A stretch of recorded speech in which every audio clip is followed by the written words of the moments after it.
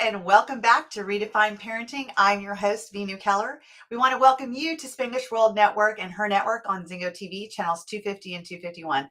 Please remember to download both the Zingo TV app on the respective app stores and iOS devices.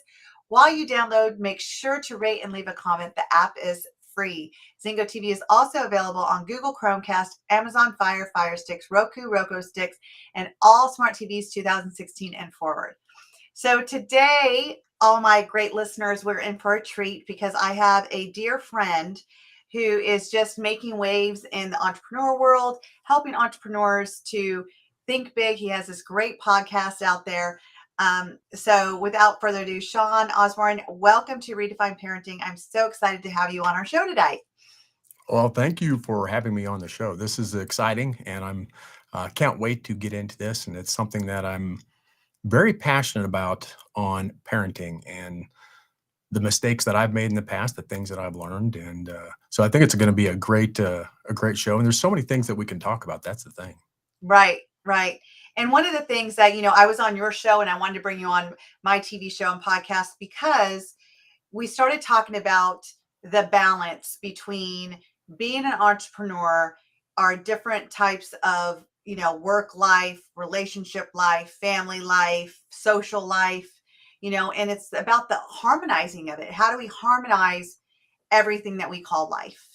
Yeah. And, you being an entrepreneur and working with a lot of entrepreneurs, I have my own opinion, but I would love to hear, what are you seeing right now, especially, more and more people, especially after COVID, are opening their own businesses. Yeah. It's like every time you turn around, there's another person that's like, oh, I'm an entrepreneur now, because things closed down. People had to make money. People got innovative during COVID. And, now there's a lot more entrepreneurs. So just with your background and what you're doing, and if you don't mind, real quick, sharing a little bit about what you do so people can understand, your model of the world, and when you answer, how you're seeing people that are entrepreneurs balance their family life. Sure, absolutely. So, I've been an entrepreneur for 35 plus years. And, so that's really my background is, I started a company back in the 90s, which was my first company that I actually started. Were you 10? And Were you 10 years old then? yeah, yeah. We'll say that. We'll tell my 13-year-old granddaughter that, yeah, I was 10 back then. So, uh, so, back in the 90s, and as you said, I think the biggest thing that we're seeing, you said that we're seeing a lot of people who are doing a side hustle. They're doing a side gig. They're having, it's almost like they have to, whether it was COVID or whatever.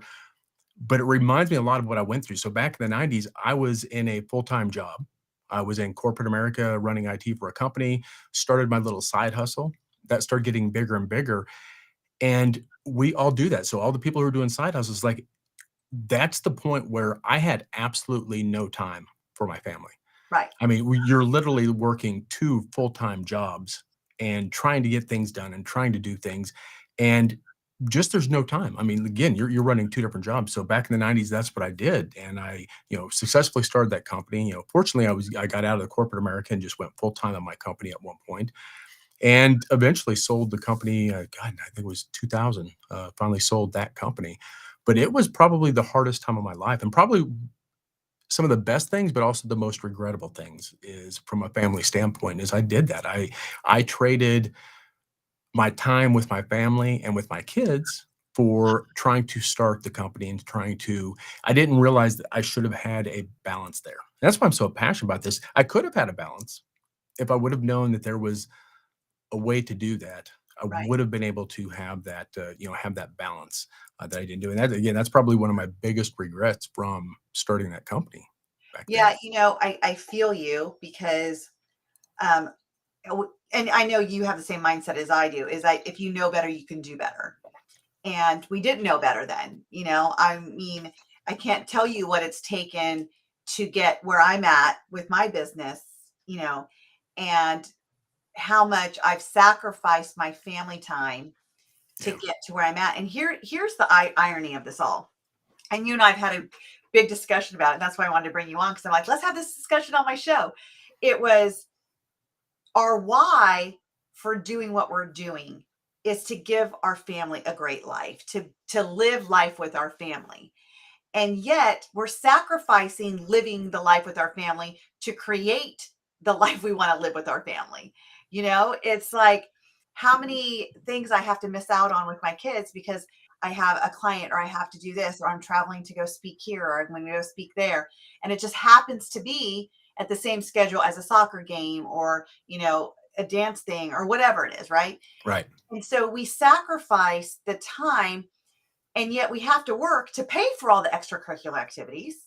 We want our kids to thrive. We want our kids to live their dreams. We want to support them in getting privates here and doing this. And yet we're missing out because we're working so hard to give them the life. And so we're not living the life we want to give them. We're Yeah. trying to create it. Yeah. And I think that's okay short term. And I think this Sure. so when I'm working with people and working with clients, I think that's one of the biggest things I see. It's like there is a time to plant seeds. Yep. There's a time where I'm going to have to work 70 hours a week. I understand that. I have to get stuff done, right? You just can't do that. But it's not always like that. And what we end up doing, or what I see people doing, is they do that, they get into that, and then things slow down and they have time, but they don't then take that time to go spend with the family. They scroll, they do what other stuff can I come up with to get stuff done, and they stay busy. Again, there's times that we have to. I understand, as any entrepreneur, I don't care what career what business you're in, there's a time you gotta 100%. put your head down and you gotta work. But there's a time that you don't, and you've got to make sure you spend that time with your family and you put that first. I agree. And one of the strategies that I use to get used to that, because you're right, we get so comfortable with busy that when we're not busy, we're like, what am I missing? What am I not doing? I was just talking to one of my clients about that the other day, is that she's always trying to find busy work to do because if she's not busy, she doesn't know what to do with herself. She feels like something's missing. And I said, I get that. And of course, she's the entrepreneur, so is her husband. And so I said, why don't you start doing this? Start scheduling it. You put everything else in your calendar. I said, do you follow your calendar? She goes, absolutely. Whatever's on my calendar is what I'm going to do. I said, start scheduling it. Schedule your dinner from 5 to 7. That's your time with your kids, you know? And I even started scheduling lunchtime, like from 11:30 to 1. If my husband's home, that's my time with my husband. We'll go to lunch. We'll go run an errand together. And now I don't have to schedule it because it's almost like if I'm not doing it, I feel like I'm missing something. Right. And so I had to train my brain to not be busy in my work and be busy in my life. And that's the shift. Yeah.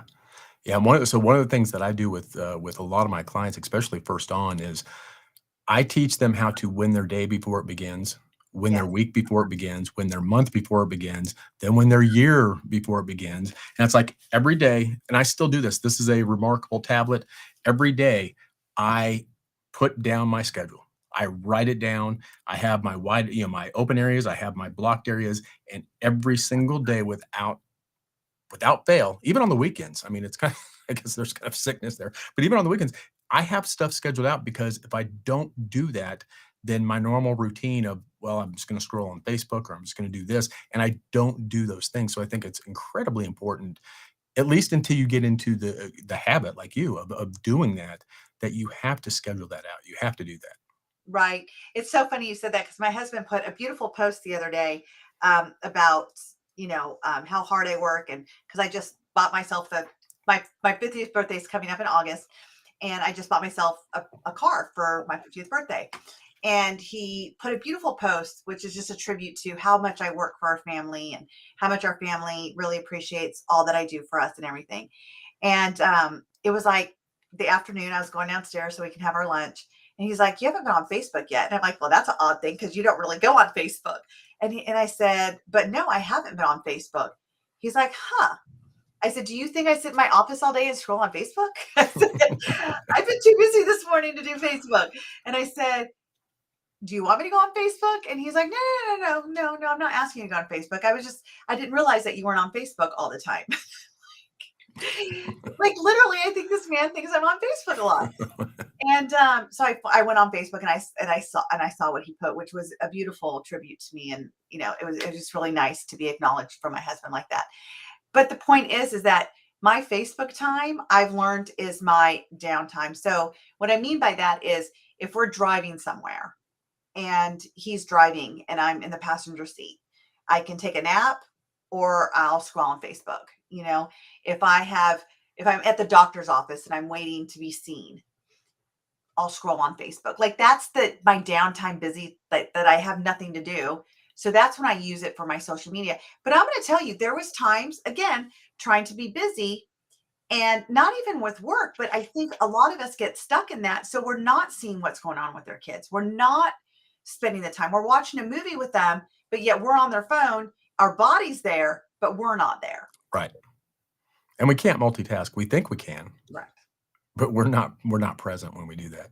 Yeah, we're absolutely not present.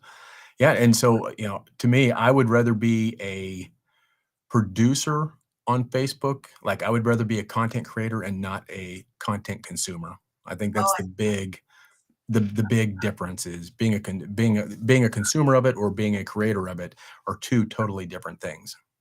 but here and I love that. I love that. I just had the honor of speaking at an event last week, and Trent Shelton was there. And one of the things that he said resonated with me so much is that we don't need another role model. We need a real model. And what he meant by that is, like, think of the word role. You have a role in the play. You have a role, in your business. And those roles are identified of what the expectation of who we're supposed to be in that moment. And I thought about that and it just landed with me because I'm like, that is so true. And versus a real model is someone who is living what they say. They're authentic. When they're not living it, they're like, hey, I'm not living it. Like, I screwed up. I always joke around. I'm like, a few weeks ago, I was no longer the parent whisperer. I was the parent yeller. Like, there are moments where this shows up for me, and I speak about it because that is who I am. Right. To say that I never yell at my kids, I'd be a liar. And I want my listeners to know that I am vulnerable and I still go through changes and I still go through my growth periods and I still have to rehear what I tell other people and start practicing a little better. And that's being a real model. And so, what are we telling our kids when we are so busy creating? And like you said, there's a period we got to create, right? We got to plant the seeds, but there's also a time that we have to harvest it. Yep. Are we taking time to harvest, or are we again creating busy time? So we're not really paying attention to the harvest. We're not paying attention to our kids because we're too busy Yep. being busy. Yeah. And we do that. I mean, absolutely. I think that's kind of a default thing that we do when we're in, especially early entrepreneurship. It's like I would sit down and I would create 3 more products in my head of what if I create this product? What if I do this? What if I do this? None of those ever, went to market, but I still wasted that time where I wasn't really planting a seed. I wasn't really generating anything for the future, but I wasn't taking that time to be with the family. Right. So when did you know something had to change? Too late. I mean, Right. so, it's like, so we went through that time. And again, this was back in the 90s. So my kids were, they were middle school, junior high, time frame back then. And I wasted a lot of time doing that. And I think I really realized that once they were grown up and once I actually started to develop. So when I started doing my own development, when I started getting curious about myself and learning about mindset and learning about growth, that's when I realized, holy crap, I screwed up. I mean, there was things that I did that well, let's say this. There was things that I didn't do with my kids that I wish so much that I had the knowledge back then, whether it was being positive thinking, whether it was, encouraging gratitude. Like I never encouraged my kids to have like a gratitude journal or to be grateful for things, to, encourage curiosity. There's so many things that I know now being a mindset coach, being a performance coach, mindset performance coach that, man, had I done that, and they turned out great, but again, I regret this. Like had I done those things that I know now, man, what would things be like now? It's so funny you say that because I was just having a conversation with somebody the other day, and how I look at, because I'm like you, I have older kids that are 29 and 20, almost 25. And then I have almost next week my twins turn 11. So that's a big age gap, big age gap, right? And I look at the parent I am today versus the parent I was to my boys. And I look back and I was like, wow, like I am so, all I want to do is apologize to my boys, but again, you only can do the best that you can with what you know and what you have. Yeah. And that's exactly what I did. And somebody said to me, they said, but you were exactly the mom they needed in that moment. They needed you the way you were in that moment to be the men they are today. Yeah. And, yes, life has its ups and downs and they have their challenges and they have their growth periods. But I got into personal development when my oldest was 13 and the other one was 8, I think, turning 8.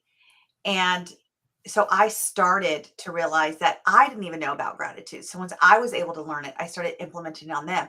Now our twins know the Ho'oponopono prayer, the 10 words. I'm sorry, please forgive me, I love you, thank you. They say it every day since they were 3 years old. That is their nightly prayer. And then we say, what are you grateful for? We started this at the age of 3 with them. Imagine what that does doing it every day. Like even when my husband and I are off at an event, working an event or something, they will call us just to do the Ho'oponopono prayer and tell us what they're grateful for. They taught it to my in-laws. They taught it to my mom. It's like the ripple effect from kids when we take the time to teach them. And I love what you said. It's not even about us being present with them hours on end, but it's what are we teaching them? What Yeah. are we installing? What are the values that we are getting to install in our children? And when we know better, we do better. And, for my listeners out there, that's exactly why Sean and I are here tonight to help you take an inventory of what are you not doing because you didn't know that if we can teach you tonight, from this day forward, it's going to be better without the regrets that, Sean, you're saying, like, I have some regrets. Yeah. What did I Oh, miss out on? absolutely. Yep. You know, And it's even simple things. It's like things that we say to our kids, the things that we sure they pick up everything around us. I mean, again, we are programmed by the tribe by the time we're 7 years old, Yep. whatever the beliefs were, whatever we understand that. But I remember once when I was a kid, and again, my mom it was out of love. It was not out of, trying to do anything. But I remember one time we were in a crowd of people and someone came up to talk to me and she said, "Oh, Sean, he's really shy," and pushed me behind her and said, "Oh, he's shy. He doesn't like to talk." That right there is just, it wasn't out of malice. It wasn't out of being, but that right there put into my subconscious mind, oh, I'm shy. Mm, I don't get in front of people. I don't talk to people. So right. it's even simple things like that on how we communicate with our kids and how we interact with them affects what they do in the future. It affects how they are. And I think so. Now I've got grandkids. My oldest grandkid is she's 12, so I get to try doing these things that I didn't get to do with my kids. I got her at a very young age. I got her a gratitude journal that she writes in every day. So there's things that I'm able to do now that I just didn't know then. So again, like you, if we can show parents that are in those earlier stages, some of the mistakes that we did, and they listen and they implement some of these things, it can really have a positive effect on their children. I like what you said though, and that's a great distinction you made is that what your mom was saying to you, you took on as an identity that I am shy. And so again, what are we saying to our kids? What identity are they taking on at a young age? And it's so funny because I remember, so I have twins, boy and girl twin. And my one twin, when he was little, like my daughter is me. Like she'll talk to anybody. How are you? Telling people I love you at the age of 2. We're walking down Walmart. She goes, I love you. I love you. I love you. And then her brother is like zipped at the lip, like nothing, like shy, like putting his head down, doesn't want to look at you. And so he would hear us tell people, oh, he's shy. Like we would make as if we had to make an excuse, Right. like, oh, he's shy. And it's so funny because I look back at even that and I was like, why were we even labeling him shy? What if he Yeah. just didn't want to talk to the person? And so as he got older, he's like, because I'm shy, because I'm shy. And he took on that identity as well. And so we don't even realize that some of the times that we're making excuses for our kids of their behavior in public, which no one's asking us, no one's even curious about it, but we're already putting it out there. We are helping them develop an identity Yeah. based around it. Yeah. And when we do that at a young age, that impacts way more than if you were older, right? So there's, I look back at that and it's like that set the stage that even though I had plenty of experiences in life that said, no, you're not shy, Sean, Mhm. those still did not overwrite that earlier program of being said I was shy, right? I mean, I'll be honest with you, 10 years ago, before I got into 12 years ago, before I got into personal development, we would not be doing this. Oh, yeah. I would not be on a podcast. I would not be on stages. I would n you at 12 years ago, if you said, "Sean, are you gonna be on stages? Or are you gonna be doing these types of" hell no. That was not me. I was shy. So, again, it affected me for a long time. Mhm. And it's funny because there was times that I wanted to be shy. Like I wanted to not be the loud one, the one that just everyone sees. And, there are times of that. And still I have this like brand that I grew up with, like, oh, Veenu will do it. Veenu's loud. Veenu will do it. So if you would have told me 12 years ago I'd be doing this, I'm like, I hope so. Tell me how. How can I get on a stage? Right? And yet there's a part of me that's like, but do you really want to? I'm like, no, no, no, you have to, because that's the expectation. And that's what it comes down to, is the expectation we're putting around the labels we're giving our kids, or the expectations that we allow our kids to believe society has for them Right. and themselves. So just, going back to harmonizing our work life as entrepreneurs, and how we don't have to feel guilty because we're not being present in their life. So we talked about scheduling time. That's one thing. You had brought up a great opportunity too, is like, it's what are we filling them with? What are we teaching them? What are we giving them opportunity to learn while we're at work or, busy? The other thing you said is stop trying to find your busy time when you don't need to be busy. Yeah. Make that extra time for them versus trying to fill that time up with busy work. Another thing I like to add is being present. So when you are with your kids, and I mentioned a little bit about it, about, being on your phone when you're watching a movie with your kid, engage with them. Like, one of the things that I see with families is that, especially busy entrepreneurs, is that they want to come in, they have these expectations of what their kids are supposed to do, especially the older kids. They come home, it's not done, and they're barking orders at them like, I told you to do this, you should have done this, I've been working, we're supposed to be going to your game right now, but this is this and this is that. And the parents are out of rapport with their kids. Yeah. You know, Parents don't even know what is going on with their kids in depth.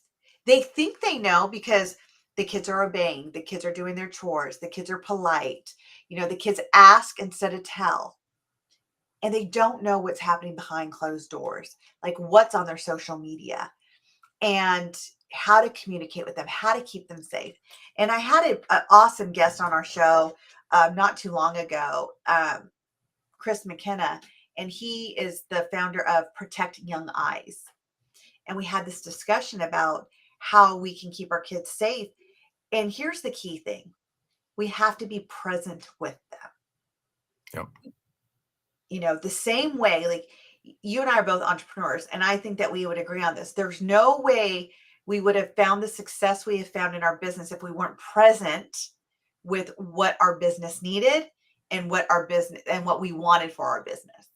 Right.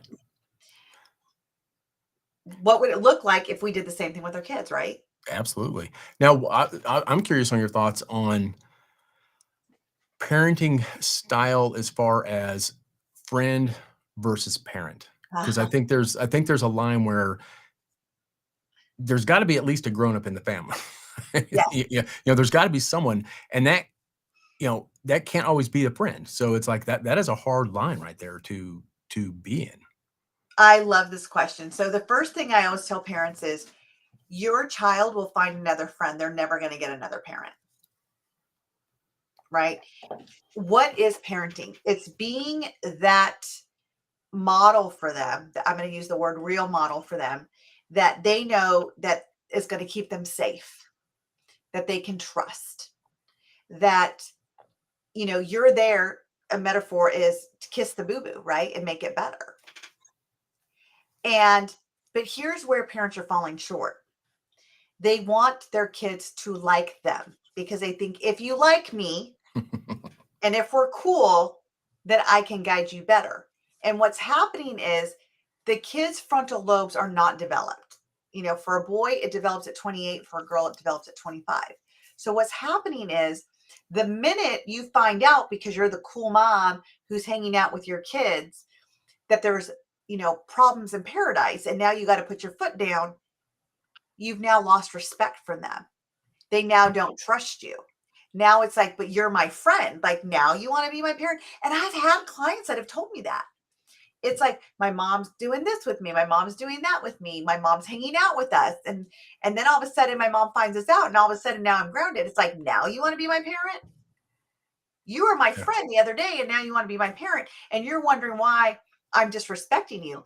I'm fighting with you like I fight with my friends, thinking that we'll make up like I make up with my friends.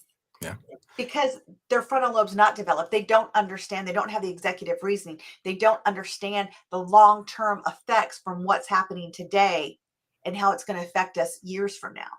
They don't have it. Even Dr. Amen has said, in one of his trainings I've done, is that we have got to be the frontal lobe for our kids, especially in their teenage years.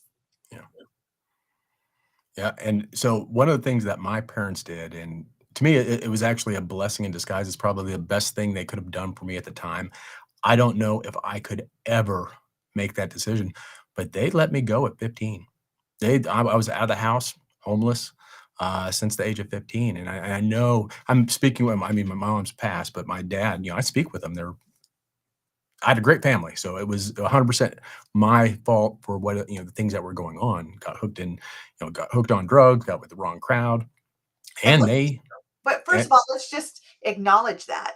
So, because there are parents out there that probably do have kids that are on drugs and stuff, and they're thinking like this is the end all be all. They're going to be a junkie. And so let's just take a moment, to kind of segue to say that was who you were. yeah, And look at what you have now. So, yep, what we're saying out there, parents who are listening, there's hope.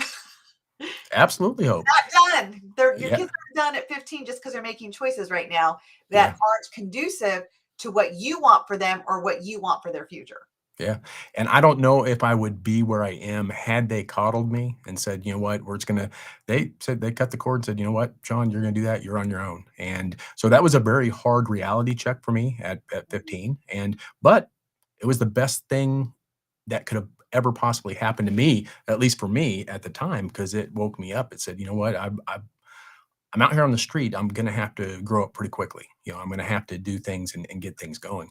So sometimes it's being a parent is hard. And again, I don't know if I could make the same decision my parents did. That's a hard decision to do. Well, you and I grew up, I think, in the 70s, 80s. Yeah. Yeah. Yep. Okay. So back then, there was this movement called tough love. Yep. And I think that's where it all started with that. There's no more coddling. We went from an era of coddling. And are you a Gen X kid too? Yeah. Okay. So us Gen X kids, and this is what's important to understand for our listeners out there, is that there is definitely differences in the generations. And if we think we're going to raise our kids the way we were raised as Gen X, we are going to fail because, as my daughter said, we were talking about her phone and she wants a real phone. I'm like, a real phone? Your phone calls and texts. What else do you need? She's like, a real one. And I'm like, honey, that's what a phone is for, to call. Like, all we could do is call. She goes, because you guys had old phones.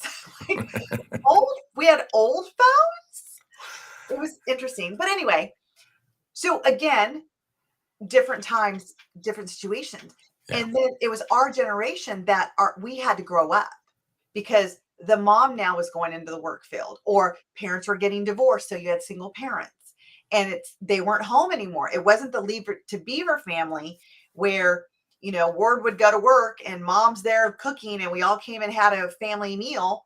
It was very rare. It was very rare to see that in growing up in the 80s and 90s. And then that tough love movement came where we can't coddle, because coddling them is keeping them in the problem. Right. And so it's time you cut the cord like your parents did. And now I think we've moved back into a generation of, oh gosh, especially the millennials, right? Oh, we got to do better we got to hold our millennials. We got to treat them better. Like, they can't have a life like us. They can't be grounded. They can't get hit. We can't do that. I know I raised my boys that way, you know, Yeah. and because I have 2 millennial boys, and I look at the entitlement now, the entitlement. And now we're going back to, if they fall, be their cheerleader. Teach them by, verbally teaching them how to get back up. Don't go and physically help them back up. Yep. Give them an opportunity to stand and walk on their own. Because to me, if we don't, we're screwing them out of the opportunity to grow and learn. That's just how, that's how I feel. You're 100% right. But again, you look at the Gen X kids and look at what we're doing now. Yeah. A lot of us are entrepreneurs. We are innovative. We're the innovative kids. We had to be, I mean, it's when the computer came out. It's when, when we were becoming adults, the internet came out. It was like, we saw what was coming in. Like, I don't know about you, but I used to watch the Jetsons, and I'd be like, talking to someone on a video, that would never happen. Hence, Yeah. here we are today. Yeah. Robots. Yeah. And now you said something I want to kind of go back to. You said something a little Yeah. while ago, because it's another one of the things that I probably regret, or it's something I've at least become aware of, is, and you said something in the thing of supporting their interests, supporting what they do, supporting their ideas. And I know for me, I put my limiting beliefs on what was right or what was wrong. My limiting beliefs on what I thought was possible, was not possible, on my kids. And I remember my daughter, she was in high school, and she came and said, I want to go to the cosmetology school. And for here, that's like Botech. That's like the vocational. It's like, no, you don't want to go do that. You don't want to do that. We stopped her from doing that. We said, no, you're not going to do that. We didn't allow her to do that. And move up, 8, 10 years later, she owns a damn salon. It's like, had we listened to her, would she be further ahead? And it's like, I learned then that I can't put my limiting beliefs on what I think is right or what I think is wrong on my kids or my grandkids, because they don't have the same lens. They're not looking at the world the same way I am. They're not programmed the same way I am. So for me to say, yes, you can, or no, you can't, is really just my own limiting beliefs coming out. Right. I love that. And it's so funny that you mentioned that, because my mom, when I was, getting done with high school and stuff, my mom's like, well, what are you going to do? And I'm like, I want to do hair. And she goes, no, you don't. I said, oh, yes, I do. I've always been good at doing hair. I still am good at doing hair. And she's like, no, there's no money in it. My daughter is not going to do this. Yep. And I'm like, oh, okay. Well, I guess I'm going back to school for psychology, because that's what I thought I wanted to do until I loved doing hair. And now it's so funny, because my husband and I have 6 kids together, and we have mine, his, and ours. And our 2 of our daughters want to go to cosmetology school. Like, one of them just graduated. She graduated on Monday night, and she's going to cosmetology school. Like, and I'm excited for her. Yeah. I'm so excited for her. And then her sister, she's like, well, I want to go to cosmetology school, but then everybody's going to say I'm copying Lily. And I'm like, honey, if that's what you want to do, if it is copying her, good for you. She found an interest. You found an interest. Maybe you guys will open up a salon together. Yeah. I mean, don't play small because someone's opinion makes you feel you need to, And I agree with you. It's like, let them flourish in whatever they want to do. My son says he's going to be in the World Cup. Okay, well, we're going to do whatever we can to support that. It may change in 2 years. Okay, then we'll change with you. We're just here to guide you, to be that GPS for you, if you would. Yeah. So I'm so glad you said that. I have my video program, Crack the Code to Parenting, and it's week 2 that I say you have to put your baggage down. You have to put your baggage down to raise your kids, to see your kids through fresh lenses. Yeah. Yeah. And again, I think we're all programmed through the course of our lives on how we see things. And we can absolutely change those programs. We can change those things that we see and how we see them. And yeah, so I think it's and the other thing that you said, we've got to celebrate the results. We know this from the things we do and like neuro. Right. We've got to celebrate our kids and let them celebrate. And God, there's just so many things that I wish I as I grow and I learn more, it's like, man, I wish I'd done these things, long before. And celebrating their wins, celebrating their ideas, or letting that creativity come out. To me, that creativity is the thing that sets us apart from all other creatures on this in this world. Is we can imagine what we want to do. We can imagine things that, and if we hinder their creativity, we're creating a huge disservice for our kids, telling them, no, you can't do that. Or It's so funny because I wrote this book, Teach Your Children That They're Enough. And if anybody wants it, it's a free download. The QR codes, on here, but you can just go to VeenuInspires.com/ebook to get it. And there's 3 chapters. The first chapter is don't blame and shame. The second chapter is just be present. And the third chapter is celebrate. If you want to give your kids their self-worth and their self-esteem, here's the recipe for it. It's literally those 3 things. Don't blame and shame them. Be present with them and celebrate. It's exactly what you and I are talking about. And honestly, that's also the recipe to harmonize your family life. Yeah. It's the same recipe to harmonize your business life. If you don't blame and shame what's going on in your business, if you're present with your business, and if you're celebrating what's going on in your business, imagine how that will flourish. Yeah. You could take these same principles and apply it to parenting. You could take these same principles and apply it to your relationship with your partner. Yep. I had Dr. Stephen Cowan on here, and he had read my book when we met, and he's like, your book is spot on. I was like, what? This doctor is like saying my book's spot on. I was so excited because he's an amazing doctor. He wrote Fire Child, Water Child. He wrote the 5 elements to understand our kids better and to understand us better, through our personalities. And here he's like, your book is spot on. And I'm not a doctor. I wrote this book out of experience. I wrote this book out of, the several coaching certifications I have and learning. That's what I wrote this book on. By no means am I a PhD or anything, but I have a PhD in my life, in my experiences and being a parent.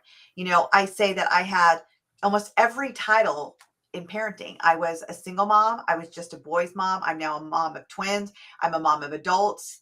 I'm a mom of little ones. I'm a grandma. I was a working mom. I was an at-home mom. I'm now a co-parenting mom with my husband. I literally have almost every title of mom. Yeah. Which means that I have every experience of different lenses of being a mom. And, I don't feel I have regrets because I don't think I'd be the parent I am today if I didn't go through the journey of being the parent I was back then. And That's now true. I get to do it differently. Yeah. And I have a granddaughter who's, almost 6. And the best thing I can do is like when she comes here and she says, Mimi, you have to work. And I said, I do. But then when is it your time? So I'm constantly pre-framing like, hey, you're going to have your time. I never did that with my kids. They never knew when they were going to get mom time. Ever. Yep. So it's, again, letting our kids know you are worth it. And I tell this to the entrepreneurs I work with, because most of my clients are entrepreneurs. I said, your kids don't need 8 hours because you put 8 hours into your job. If you gave them 15 minutes of 100% presence, communication, effective communication, where you're listening and you're sharing and you have that pitch and catch conversation with them, they will never know if you spent 8 hours with them or if you spent 15 minutes with them, because it's the quality of the time that you gave them versus the quantity of time you gave them. Yeah.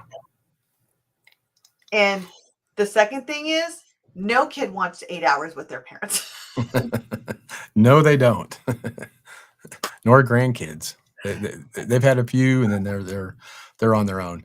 I want to get your opinion actually on like mindfulness for kids, like, whether it's meditation or yoga, to help kids manage stress nowadays? I mean, are you seeing that from a parenting standpoint? I am. And that's such a great question because just like we need to find how do we de-stress our life as entrepreneurs?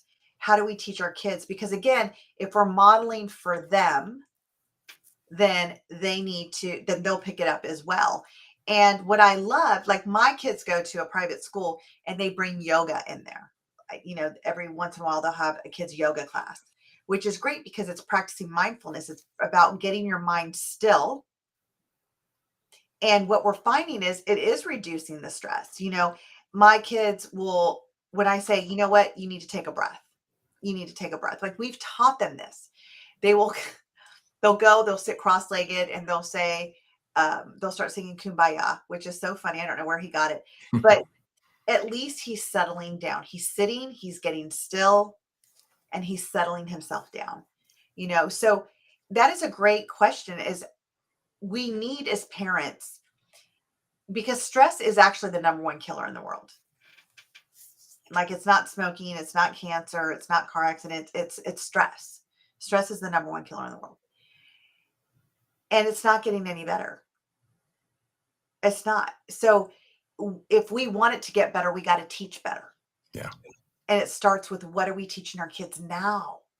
What are we teaching them now to, first of all, focus on what is stress? What is stress that we're feeling and what creates it? And if we know what creates it, we can get in front of the cause instead of trying to get it at the effect.